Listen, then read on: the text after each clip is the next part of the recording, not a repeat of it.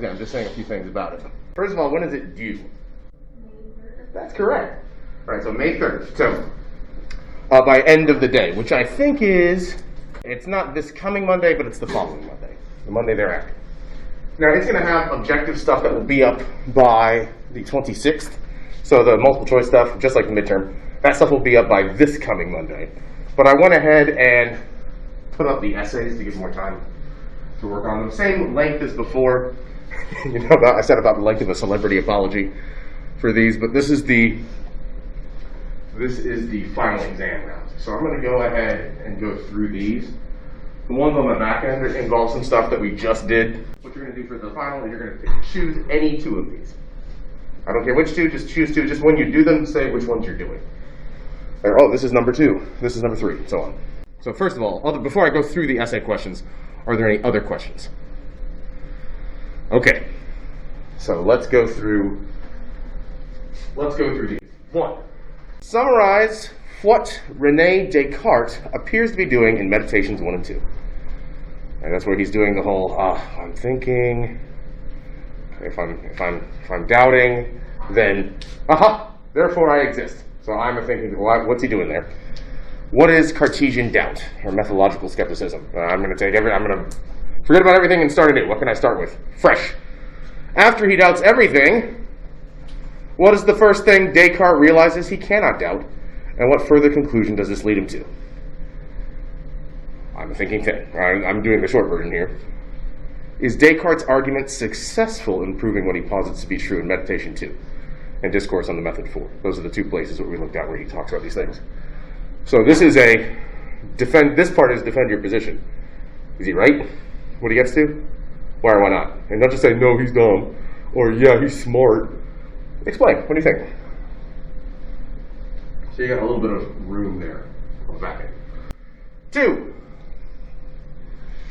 Explain the differences between the metaphysical dualism, there's 2 stuffs, of René Descartes, the monism, there's 1 stuff, of Baruch Spinoza, and the pluralistic metaphysical atomism of Gottfried von Leibniz, the monads. Everything's made out of these little tiny bits.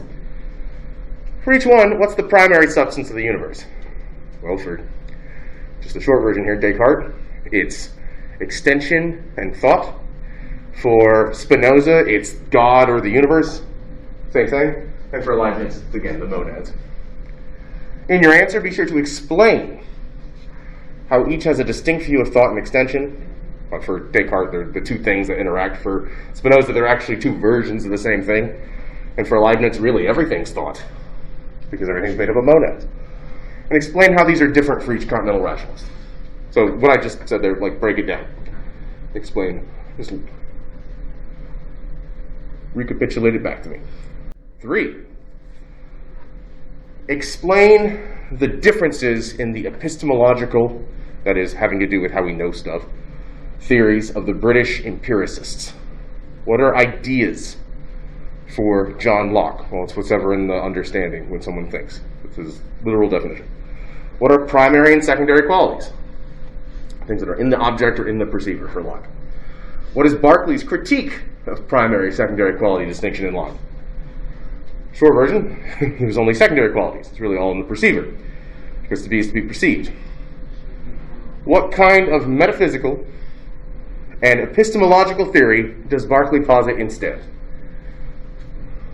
What kind of idealism, where everything's being perceived by us? Things only exist when they're perceived. Finally, note how David Hume's view of bundles of perception is distinct from both Locke and Berkeley. We're just our perceptions. No primary, secondary qualities. There's just our perceptions for Hume. The short version of that. 4. First, explain the notion of Immanuel Kant's synthetic a priori. In your answer, be sure to explain the analytic and synthetic distinction, as well as the a priori a posteriori distinction. So synthetic a priori, basically, again, you'd want to explain a priori and a posteriori, things we know before experience. Again, prior is in there, and a priori. Posterior, things we know after experience. Analytic, things that are true by definition. Synthetic, things that are not true by definition. And then synthetic a priori then would be things that are not true by definition, but we know them before experience. So stuff we know, that we just know, and we don't know exactly how we know it. For Kant, it involves things about geometry and ethics. Like, you just know murder is wrong. It's not a feeling, you know it, but you don't know how you know it. Just like you know a cube has 12 edges without knowing why you know that. You just do. Furthermore, second of all, explain Kant's phenomenal noumenal distinction. Phenomena is the world as we experience it. Noumenal is the way it actually is. And that Ding an sich, then, is the world as it actually is. That's another term or phrase that he uses for the noumenal. Can we know what the world is actually like? No, we don't. Because we only have our processing, our rendered version of what's out there. So finally, explain Kant's transcendental idealism process whereby our minds construct the phenomenal world. So noumen is out there. All the data just comes in through our senses. And then there's that process of the transcendental analytic, the transcendental aesthetic, and the transcendental unity of the apperception, where it all comes together and poof, we just experience phenomena. 5. Explain Hegel's concept of dialectical idealism. That's where there's being, non-being, becoming, and that makes history move forward. And what's propelling that is the notion of Geist, moving history forward. And Geist is somehow a collection of all human consciousness. Like, the smarter we get as a human species, that's what's moving history forward.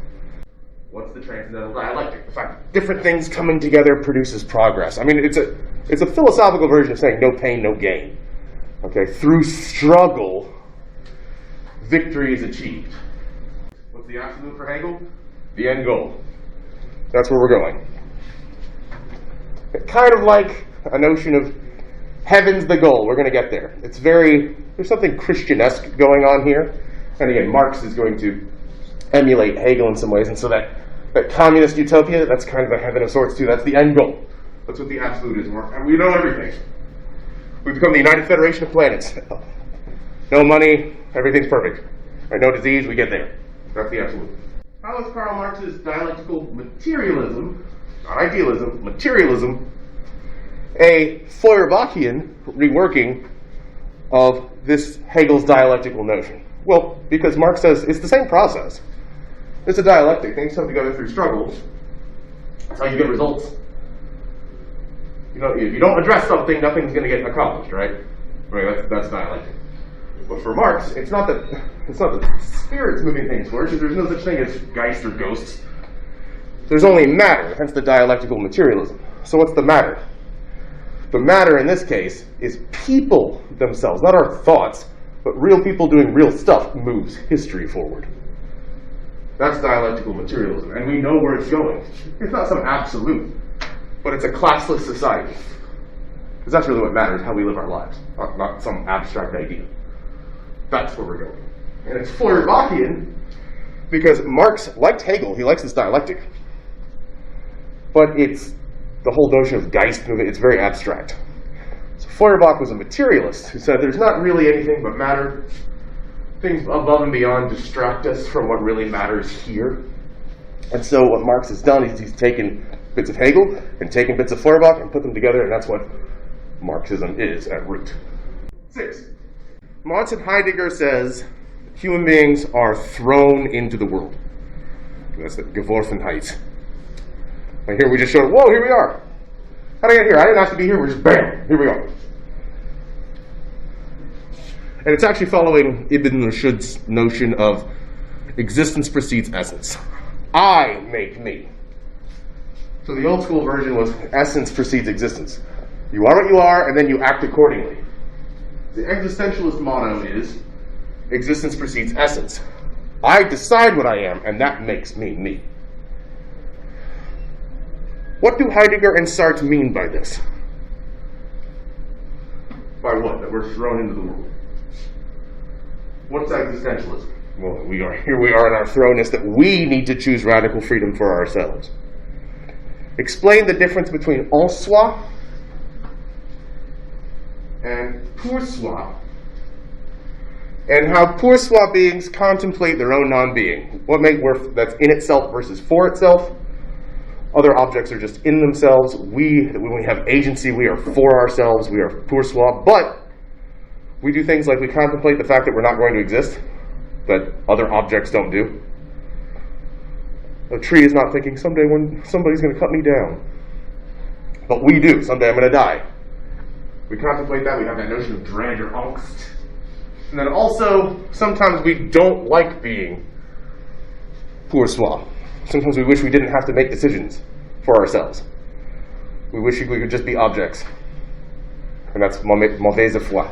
We're pour soi, but we're really kind of jealous of en soi sometimes. And that's stupid for the existentialists. Why? 7.